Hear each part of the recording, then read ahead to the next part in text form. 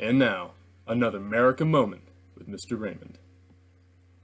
Hey there, Grasshoppers. Mr. Raymond. Today we're talking all things Boston Massacre, March 5th, 1770. We're all familiar with the famous engraving done by Paul Revere known as the Bloody Massacre perpetrated on King Street. And in that engraving, you can clearly see British soldiers purposefully and deliberately being ordered to fire upon unarmed colonists on the streets of Boston outside the Custom House. This event, though, is far from a massacre and much more of a tragic accident. Those soldiers were ordered to guard that Custom House. It was their job. And the colonists weren't as innocent as Paul Revere depicted them. They were taunting the soldiers, throwing rocks, stones, snowballs, pieces of ice, even oyster shells at the British soldiers. Unfortunately, one of the soldiers' guns goes off, and in the heat of the moment, the rest of them went off. And when everything was said and done, 5 people of Boston were killed: Samuel Gray, Samuel Maverick, James Caldwell, Crispus Attucks, and Patrick Carr.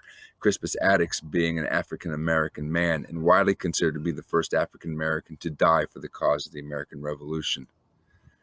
This Boston Massacre is going to reverberate up and down throughout the colonies, just galvanizing the colonies one step further against the British and towards revolution. Today, the site is a tourist attraction downtown Boston. It is a museum, and you yourself can go stand on the site where the Boston Massacre happened.